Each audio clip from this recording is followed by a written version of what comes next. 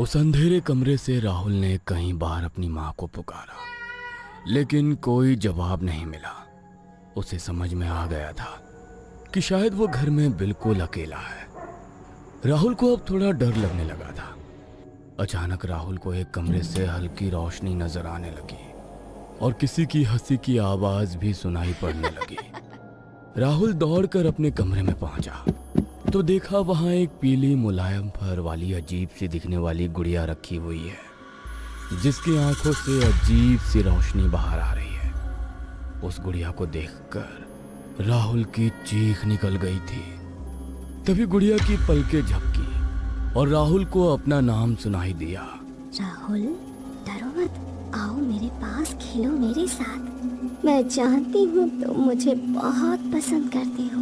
अब मैं हमेशा तुम्हारे पास रहूंगी। डॉल की बात सुनकर राहुल की नींद टूट जाती है और वो अपने बिस्तर पर उठकर बैठ जाता है। राहुल को एहसास होता है अभी जो उसने देखा वो उसका सपना था। राहुल एक 8 साल का छोटा बच्चा था जो दिल्ली के सरकारी स्कूल में पढ़ता था। एक दिन स्कूल में उसने देखा कि पास की क्लास में पढ़ने वाला आशीष एक अजीब सी दिखने वाली गुड़िया को अपने बैग के ऊपर लटकाकर घूम रहा है। वो गुड़िया राहुल को बड़ी आकर्षक लगी। ना चाहते हुए भी राहुल की नजर बार बार उस गुड़िया पर जा रही थी। ऐसा लगता था जैसे उस डॉल ने उसे सम्मोहित कर लिया हो। जब राहुल से रहा नहीं गया तो वो जाकर आशीष के सामने बैठ जाता है। आशीष, ये कैसी गुड़िया है? बिल्कुल अलग लग रही है ये तो। तू हाथ मत लगा इसको। तुझे पता भी है क्या चीज है ये? इसको मेरे पापा की साहब ने मेरे लिए भिजवाया है। पापा ने सख्त हिदायत दी है कि मैं इस गुड़िया को किसी को भी छूने ना दूं। अच्छा सुन, क्या तेरी गुड़िया को मैं थोड़ी देर अपने पास रख सकता हूँ? मुझे बहुत अच्छी लग रही है। राहुल की बात सुनकर आशीष जोर जोर से हंसने लगता है। अरे तेरे को कम समझ में आता है क्या? अभी बोला ना तुझे, बहुत महंगी गुड़िया है। तूने कभी देखी भी है इतनी महंगी डॉल? आया बड़ा मेरी डॉल उधार मांगने वाला। आशीष की बात सुनकर क्लास के बाकी बच्चे भी अब राहुल के ऊपर हंसने लगते हैं। आशीष की बात सुनकर उदास मन से वो घर लौट आता है और घर पहुंचकर, माँ, मैंने सोच लिया है, मुझे भी लबूबू डॉल चाहिए बस। बेटा, अभी हाथ बहुत तंग है और तुझे बस नई नई फरमाइशें लगी रहती हैं। क्या भला है ये लबूबू डॉल? एक बात बता, तू स्कूल पढ़ने जाता है या फिर ये सब करने? माँ की डांट खाने के बाद अभी राहुल को समझ नहीं आ रहा था कि वो क्या करे। अगले दिन स्कूल जाते समय राहुल की नजर झाड़ियों में पड़ी हुई एक लबूबू डॉल पर पड़ती है, जिसे देखकर राहुल की आंखें हैरत से खुली रह जाती हैं। ये तो वही डॉल है ना जिसे दिखाकर आशीष कल बहुत इतरा रहा था। वही आंखें, वही मुस्कान, वही मुलायम फर, और इसकी तो खरगोश जैसे कान भी है। यहाँ आसपास तो कोई नजर भी नहीं आ रहा। पता नहीं कौन इसे यहाँ फेंक गया। ऐसा करता हूँ, इसको मैं रख लेता हूँ। स्कूल जाकर देखता हूँ इस आशीष को, कल बहुत स्टाइल दिखा। राहुल ने डॉल को अपने बैग में छिपा लिया और घर की ओर जाने लगा। अरे देखो तो, मेरी लबूबू देखकर ये भी किसी ठेले से सस्ती लबूबू लेकर आया है और पूरी क्लास को दिखा तो ऐसा रहा था जैसे इसने सीधे चाइना से मंगवाई है। आशीष, मेरा रास्ता छोड़ दे। अरे जा जा, मैं कौन सा तेरे मुंह लग रहा हूँ, लेकिन अपनी वो नकली डॉल तो देता जा। आशीष उम्र में राहुल से बड़ा था, इसलिए उसने राहुल के बैग से जोर जबरदस्ती से उसकी डॉल ले ली और जमीन में पटक कर उसे पांव से कुचलने लगा। आशीष और उसके दोस्त जोर जोर से हंसकर उसका मजाक बना रहे थे और राहुल अपनी डॉल को बचाने के लिए रो रहा था। अचानक ही आशीष के पैरों से खून निकलने लगा और वो चीख चीख कर अपना पांव पकड़कर रोने लगा। आशीष के पैरों से खून बहता देख उसके साथी उसे वहीं छोड़कर टीचर को बुलाने भाग गए। आशीष के पैर के तलवे में एक बहुत बड़ी कील धसी हुई नजर आ रही थी, जिसके कारण वो दर्द से बेचैन हो रहा था। राहुल ने चुपचाप अपनी डॉल उठाई और बैग में रखकर अपने घर की ओर निकल गया। अच्छा मजा चख लिया उस आशीष ने, उसके साथ यही होना था। आज से तू मेरा पक्का दोस्त। दोपहर का समय था। राहुल अपने कमरे में बैठा अपनी डॉल से बातें कर रहा था। तभी उसकी माँ वहां पहुंच जाती है। किसके साथ इतना हंस हंस कर बातें कर रहा है? कोई भी तो नहीं है माँ। आज तो स्कूल से आकर सोया नहीं, बाहर खेलने भी नहीं गया। शाम हो गई, तू अभी तक कमरे में ही बैठा है। सच बता, क्या कर रहा था यहाँ? मैंने साफ साफ आवाज सुनी थी। कोई तो है तेरे कमरे में। माँ वो मैं आप नाराज तो नहीं हो जाओगी ना? अरे नहीं बेटा, तू पहले सच सच बता। माँ की बात सुनकर राहुल धीरे से तकिए के नीचे से लबूबू डॉल को निकालकर माँ के सामने रख देता है। ये क्या है और कहाँ से मिला तुझे? ये मुझे झाड़ियों के पास पड़ी हुई मिली थी माँ। अरे यही तो है वो डॉल जो मैं आपसे मांग रहा था, लेकिन आपने दिलवाने के लिए मना कर दिया। आपको पता है ये बहुत अच्छी है, इसकी वजह से ही आज आशीष ने बहुत अच्छा मजा चखा। क्या कहा? झाड़ियों से उठाकर लाया है इसे? पता नहीं किसकी है, कहाँ से आई। मुझे तो उसकी शक्ल भी बड़ी ही मनहूस लग रही है। अरे गुड़िया ऐसी डरावनी होती है क्या? उठाकर बाहर फेंक इसे। खबरदार, जो आगे से सड़क पर पड़ा कोई भी सामान उठाया। लेकिन माँ। तूने सुना मैंने क्या कहा? माँ को गुस्सा करते देख राहुल ने डॉल को बुझे मन से माँ को सौंप दिया और उसकी माँ ने उसे खिड़की से दूर फेंक दिया। कुछ देर में रात हुई और राहुल खाना खाकर सो गया। डॉल को बाहर फेंकने के बाद देर रात राहुल को सपना दिखाई दिया कि वो घर में बिल्कुल अकेला है और डॉल उसे अपने पास बुला रही है। राहुल की नींद टूट गई थी और अब वो अपने डॉल के बारे में सोच रहा था। लगता है लबूबू को भी मेरी याद आ रही है, तभी मुझे ऐसा सपना दिखाई दिया। माँ ने उसे खिड़की से बाहर फेंक दिया था, अब तो कोई और उसे उठाकर ले गया होगा। ऐसा सोचकर राहुल खिड़की के पास आता है तो देखता है लबूबू खुली हुई खिड़की के बीच ऐसे रखी हुई है जैसे कोई बच्चा पैर लटकाकर बैठा हुआ हो। अरे ये तो यहाँ है, लेकिन यहाँ कैसे आई? माँ ने देख लिया तो क्या होगा? राहुल लबूबू को लेकर अपने कमरे में आ गया था और अब फुसफुसाकर उससे बातें कर रहा था। तू क्यों आई यहाँ? मेरी मम्मी बहुत गुस्सा करेंगी, तेरे साथ मुझे भी बाहर कर देंगी। राहुल की बात सुनकर लबूबू किसी बच्चे की तरह जोर जोर से हंसने लगती है। तुम सच में हंस रही हो क्या? मैं सब सुन सकती हूँ और चाहो तो तुम्हारे लिए सब कुछ कर सकती हूँ। बोलो क्या चाहिए तुम्हें? तुमने मुझे दोस्त कहा है ना? मुझे एक टॉय कार चाहिए जो रिमोट से चलती है। ठीक है, लेकिन इसके बदले में मुझे भी कुछ चाहिए जो मैं समय आने पर मांगूंगी। हाँ हाँ, तुम मेरे सारे खिलौने, कपड़े, चॉकलेट सब ले सकती हो। राहुल की बात सुनकर लबूबू किसी शैतान की तरह हंसने लगती है। राहुल लबूबू को बाहों में भरकर बड़े आराम से सो गया था। अगली सुबह जब राहुल उठा तो उसने देखा लबूबू उसके बिस्तर से गायब हो गई है और उसकी जगह पर एक नई चमचमाती टॉय कार रखी हुई है। उस कार को देखकर राहुल खुशी से उछल पड़ा था। इसका मतलब लबूबू को सच में जादू करना आता है। अरे वाह, अब तो मैं अपनी लबूबू से जो चाहे वो मांग सकता हूँ। राहुल अपने बैग में छिपाकर लबूबू और टॉय कार स्कूल लेकर जाता है, जहाँ पर टीचर उसे खिलौना अपने बैग में रखते देख लेती है। राहुल, ये क्या है? तुम खिलौने लेकर क्यों आए हो? इधर जमा कराओ सब कुछ। लबूबू कुछ करो, मैं तुम्हारे बिना नहीं रह सकता। राहुल के इतना कहते ही अचानक टीचर का पैर मुड़ता है और वो जमीन में गिर जाती है।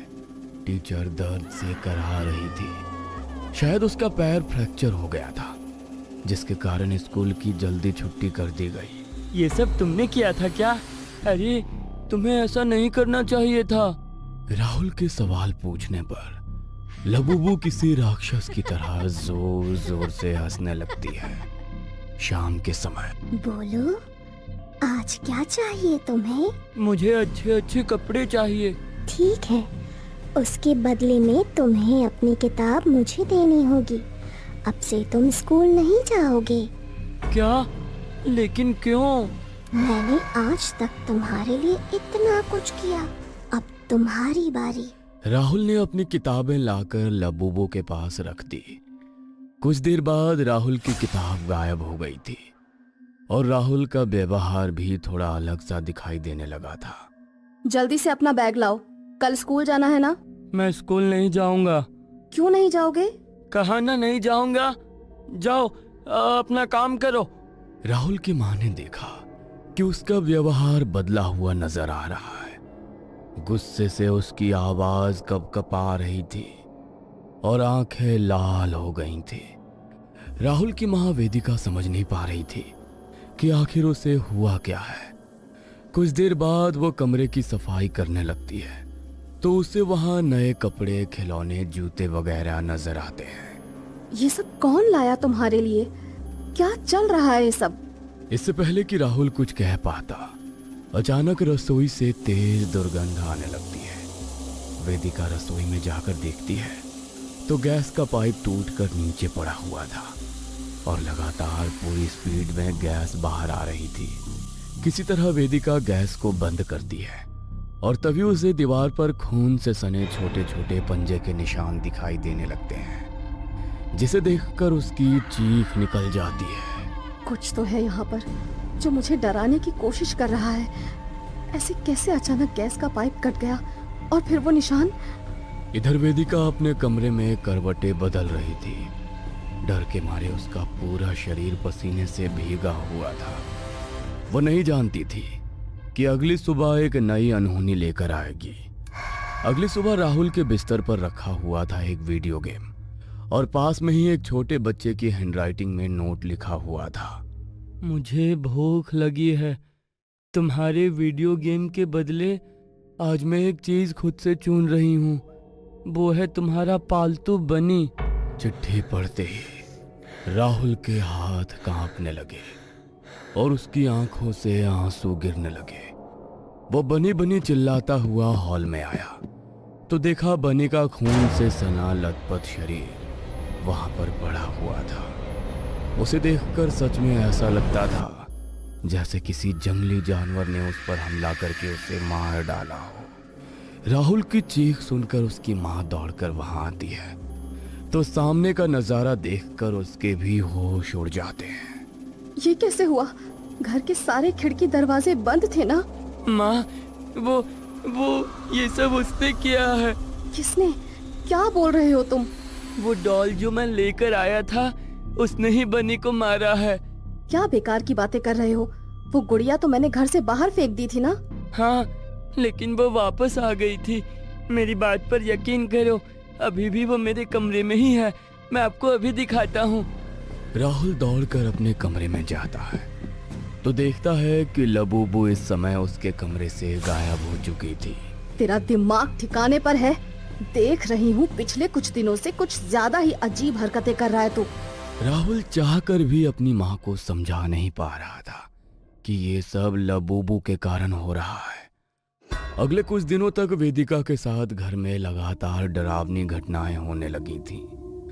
आधी रात को कभी उन्हें जोर जोर से दरवाजा पीटने की आवाज आती तो कभी पूरे कमरे में खून से सने पांव के निशान बन जाते। कभी अचानक से लगता कोई उनके साथ साथ कमरे में टहल रहा है तो कभी लगता कमरे में रखे खिलौने अपनी जगह से हट गए। इन सबसे ज्यादा बनी की मौत ने राहुल को डरा दिया था। उसे एक एक करके पिछले कुछ दिनों की सारी घटनाएं याद आने लगी थी। माँ ने ठीक कहा था, मुझे इसे लेकर घर नहीं आना चाहिए था। मेरी ही गलती है। देर रात तक राहुल बनी की मौत के कारण अपने बिस्तर पर आंसू बहाता रहा। अगले दिन सुबह राहुल को अपने चेहरे पर कुछ नुकीली चीज चुभने का एहसास हुआ तो वो चौंक कर उठ बैठा। सामने लबूबू अपने नुकीले पंजे से उसके चेहरे को सहला रही थी। बताओ, आज तुम्हें क्या चाहिए? नहीं, मुझे कुछ नहीं चाहिए, तुम जाओ। लेकिन मुझे तो तोहफा चाहिए। मैंने कहा था ना, दोस्ती में उपहार के लिए मना नहीं करते। मुझे तुम्हारी माँ चाहिए। मैं उन्हें अपने साथ ले जाऊंगी।